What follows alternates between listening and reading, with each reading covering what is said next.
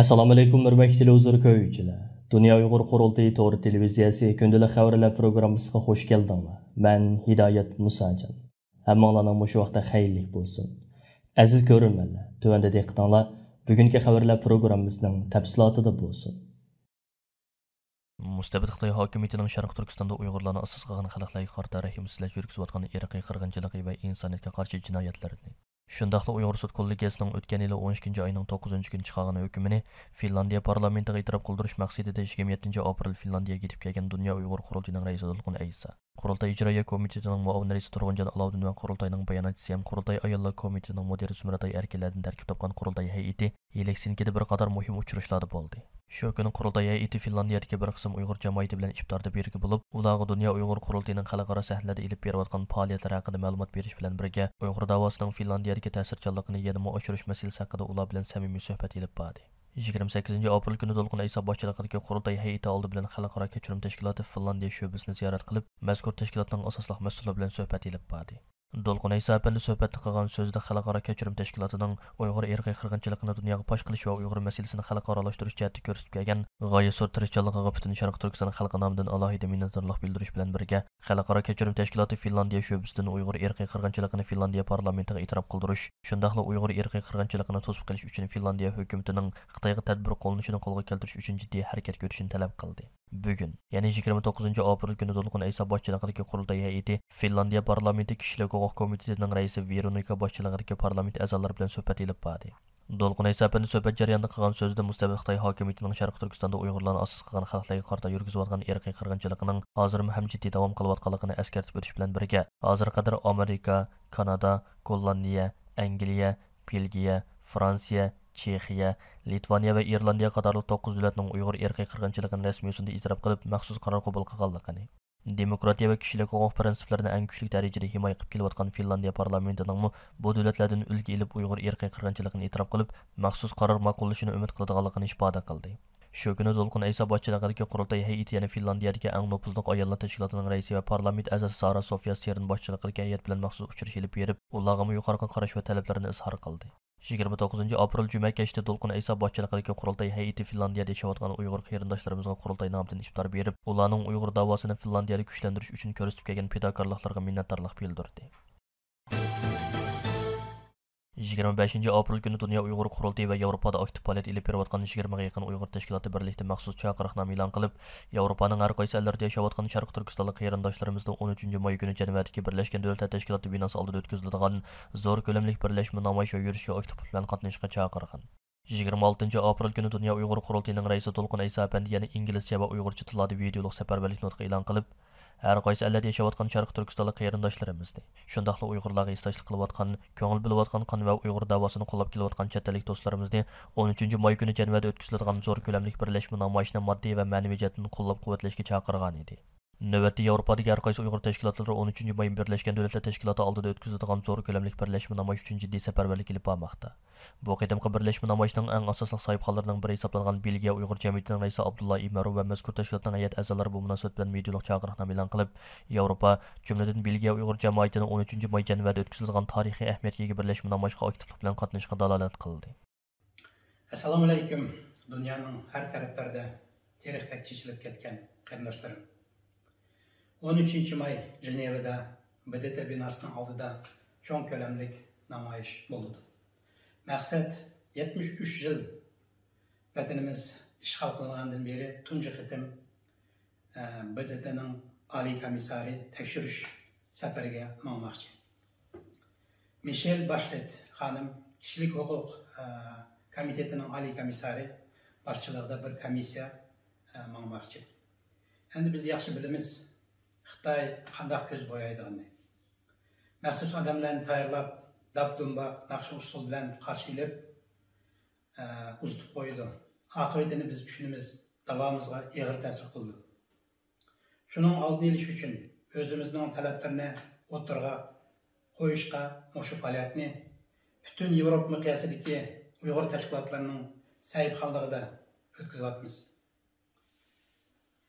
Mushu tarixiy bir mezgilda barliq qarindoshlarni bu namoyishga qatnashishni chaqiraman. Hurmatli qarindoshlar, 13 mayda Cenevada görüşelim. Assalomu alaykum. Dunyoning har qaysi joylarida yashayotgan barliq aziz qarindoshlar. Biz sizlarni 5-oyning 13-kuni Shveysariyaning poytaxti Jenevada o'tkazilgan keng ko'lamli namoyishga chaqiriq qilamiz. Assalamu alaykum hurmatli Uyg'ur qarindoshlarım. Xabaringlar bo'lgandek, oldimizdagi oyning 13-kuni Shveysariyaning Jeneva shahrida muhim bo'lgan bir namoyish olib berilmoqchi. Shu sababdan men Yevropadagi, bo'libmi Belgiyadagi barliq Uyg'ur qarindoshlarimizning o'zining Uyg'urlik majburiyatini ado qilgan asosda Jenevaga berib, xalqimizning ovoz bo'lishini chin ko'nglimdan umid qilaman. Assalomu alaykum aziz vatandaşlar. Men Belgiyadan Guljanat. Hammanglarni 13 may Jenevada olib berilgan keng ko'lamli namoyishga qatnashishga chaqiriq qilaman.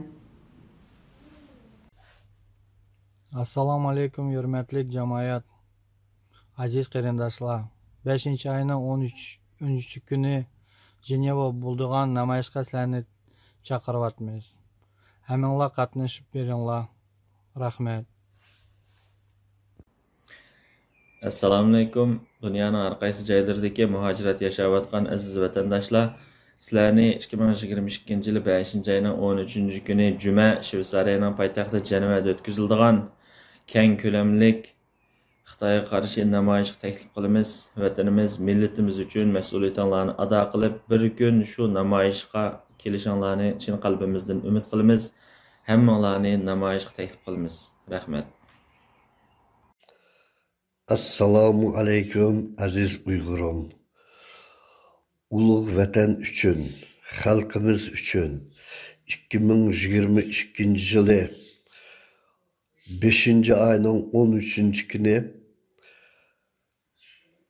Jeneva shahrida cho'ng namoyishga qatnashib beringlar. Ashada uchrashimiz. Rahmat. Assalomu alaykum. Dunyoning har qaysi joylaridagi Sharq Turkistonlik aziz qarindoshlar, 2022-yil 5-oyning 13-kuni Birlashgan Davlatlar Tashkilotining oldida, ya'ni Jenevada bo'lgan keng ko'lamli namoyishga hammanglarning qatnashib turishini umid qilaman. 5-oyning 13-kuni Jenevada ko'rishaylik. Kanada parlamenti Avam Palatasining Garajdonlik va Ko'chmanlar komiteti 26 aprel 1 ovoz bilan qaror ma'qullab, hukumatning Xitoyning ziyonkashligidan qochib chiqqan Uyg'ur musofirlarga panohlik berishni, ularga panohlik berishda mavjud belgilangan rasmiyatlarni qisqartirishni talab qilgan. Bu Kanada parlamentining o'tgan yil 2-oyda Xitoyning Uyg'urlarga qilgan vahshiyliklari irqiy qirg'inchilik deb e'tirof qilgandan beri uning tunji qitim bunday bir qarornoma ma'qullashidir. Qarornomada Kanada hukumatining Uyg'ur musofirlarga panohlik berishi, musofirlikqa qabul qilish belgilamalaridagi rasmiyatlarni qisqartirishi talab qilingan. Qarornomada ko'rsatilishicha, Kanada hukumati Uyg'ur musofirlarni qabul qilishda Birlashgan Davlatlar Tashkiloti musofirlar mahkamasiga iltimos qilish bosqichi yoki 3-davlatning vaqtli qo'g'dalg'uchi salohiyatiga erish bosqichlarini qisqartib, bevosita qabul qilishi, musofirlarga aloqador biologiyalik uchur to'plash rasmiyatlarini Kanadaga kelgandan keyin bajarishi kerak ekan. Hukumatning mazkur qarornomadagi talablarga qanday inkas qaytarganligi ma'lum emas. Ammo qarornomada hukumatning 30 kun ichida Garajdonlik va Ko'chmanlar komitetiga javob berish talab qilingan. Qarornomada Garajdonlik va Ko'chmanlar komitetining hokimiyat beshidagi Liberallar partiyasining bo'lgan a'zolarini o'z ichiga olgan 11 nafar a'zosining birdek qo'llashi bilan ma'qullangan. Kanada parlamenti Garajdonlik va Ko'chmanlar komitetining 26 aprel ma'qullangan qarorda Xitoydagi Uyg'ur va boshqa Turkiya musulmonlarining davomli irqiy qirg'inchilikqa duch kelayotganligi va 3-davlatdagi kishilarning tutqun qilinish, Xitoyga qaytarilish xavfiga duch kelayotganligi, Xitoyga qaytarilsa xohlagancha tutqun qilinish, qiyin qisloq va boshqa vahshiyliklarga uchrash xavfini ko'zda tutib, komitetimiz hukumatni tadbir ilishga chaqirdi deyilgan. Bir qancha yildan buyon Turkiyada qiyin ahvolda qolgan Uyg'ur qarindoshlarimizni Kanadaga ko'chman sifatida yetkazib kelish uchun izchil turda tirishchilik ko'rsatib kelgan va Kanada parlamenti Avam palatasining yuqori qarorni ma'qullashida muhim rol o'ynagan Dunyo Uyg'ur qurultiyi qonun komitetining mudiri va Kanada Uyg'ur haqlarini qo'llash tashkilotining direktori Mehmet To'xta apandim bu munosabat bilan istansimizning telefon ziyodini qabul qilib mundaq dedi. Bir qancha yillik jabha tortishlardan keyin Turkiyada qarindoshlarımızın Kanada kelish yo'lidagi to'salg'ular asosan hal bo'ldi. Hamda ba'zi rasmiyatga munosabat qilishlar kelib qoldi. Ya'ni bu yo'l ochilgan bo'ldi hamda. Qolgani hamda shu bir oy ichida hukumat komitetiga bir plan topshirdi. Ondan keyin parlamentga yana qiladigan bir kam ishimizdan birisi va uni qilsak, umumiy shu 1,5 oyda tugaydi. Bularning nimasi ketadigan ba'zi chiqimlar taxminan 250 million dollardan 300 million dollargacha. Onun hal qilish choralarini qilib qo'ydik. Shuna bo'lganda hamda mush yilning shu 9-oydan boshlab Kelirga adamlarning nimeleri hükümetki yollarını kıltırsa keler yıl 5. 6. ay etrafında birinci Türkmen adamlar kelişki başlaydı. Daha hazır bizning plan boyunca bo'lganda bizning deganimiz boyunca bo'lsa 15 mingdek Uyg'ur keldi. Agar hukumatning degandek bo'lsa-mu 10 mingdek Uyg'ur keldi, lekin 10 ming va 15 ming atrofidagi Uyg'ur Xudoyim birisi Kanada keldi ve bu xabarmi Kanada parlamentida uzun qolmay şu resmi parlamentning nimasida karar bulup şu boyunca resmi hükümetin vücutulup yani parlamentin vücutulup Xudoyim birisi çıkıldı. Cık çapat attık, cık hakaret gibi kaldık. Çıkıp şu karindaşlarının içinde tızımlatıp okulıp şunun bilen yok yerden şu o yergiman bu yergiman yol içip parlamentin kararı ağızıp doklar çıkağızıp onu kılıp en ahire çok çögüler en ahir noktalar kelip hem de hali bir yerler bir kaldı inşallah. Şu 2-3 ay içinde inak hükümetin plan nimeleri inak oldu. Qancha yilga bo'lib ekiladi, qanchalik odamni birinchili, qanchaligini ikkinchili ekiladi degandek shuni qilib qarorlar asosan bir yak berib qoldi. Endi texnikalik shu oy nima tafsilotlar, konkret plan, programmalar nega o'rinlashtiramiz, qancha birisining pasporti bor, qancha birisi Kanada travel document berish kerak degandek shu aniqlash bosqichlari. Hem de en ahir gelgende yani Kanada Köçmenler Ministerliği burun şu Birleşken Devletler Teşkilatı'nın tanıştırışını şart kılganda hazır Birleşken Devletler Teşkilatı'nın onağı şu Dünya Uygur Kurultayı bilen şu Uygur haklarını himaye kılış kuruluşunun bizim tanıştırışımızda şu inovatifte ne kıldığında onu mu kabul kıldı?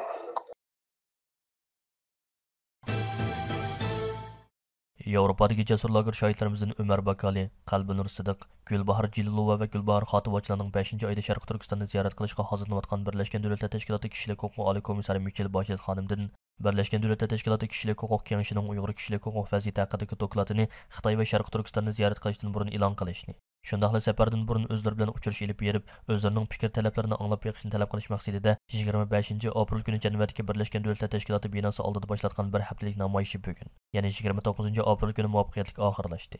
Bu qadimgi namoyishga boshlamchilik qilgan Umar Bakali apandim bugun namoyish maydonidan istansimizning maxsus ziyoratini qabul qilib, o'zlarining bu harakatni moddiy va ma'naviy jihatdan qo'llab-quvvatlagan butun qarindoshlarimizga minnatdorlik bildirdi. Assalomu alaykum aziz muhtaram qarindoshlar. Bugungi namoyishimizning 5-kuni ham eng oxirgi bir kuni. Bugun biz tushgacha bu faoliyatni davomlashtiramiz. Ham tushdan keyin bizdagi bu ikki lager shoirimiz Fransiyaga qaytadi. Shu sababdan bu oxirgi YouTube videosini e'lon qilyapmiz. Biz Janvardagi Tursun Xotan oilasi ham Ali Xotan oilasiga shundaqla Handoli apandim, Gulnar xonim va Shveysariya jamoatiga chin yurtimizga rahmatimiz shundaqla alaydan yo'qlab kelgan dunyo huquq vakillariga rahmatimizni aytamiz. Hammadan eng oxirida shu dunyodagi o't yurak aziz vatansevar millatsevar xalqimizga bizni qo'llab-quvvatlab moddiy va ma'naviy yordamini ayamay mana bu yerda muvaffaqiyatli resmi namoyishimizni qilishga yordamlagan barliq qarindoshlarimizga chin yuragimizdan rahmatimizni va minnatdorligimizni bildiramiz. Hurmatli ko'ruvchilar, yuqorida Dunyo Uyg'ur Qurultiyi to'g'ri televiziyasi kundalik xabarlar programmasida diqqatingizga sundiq. Keyin qitimliq programmamizda ko'rishaylik. Ko'rishga omon bo'lgaysizlar. Xayr xo'sh.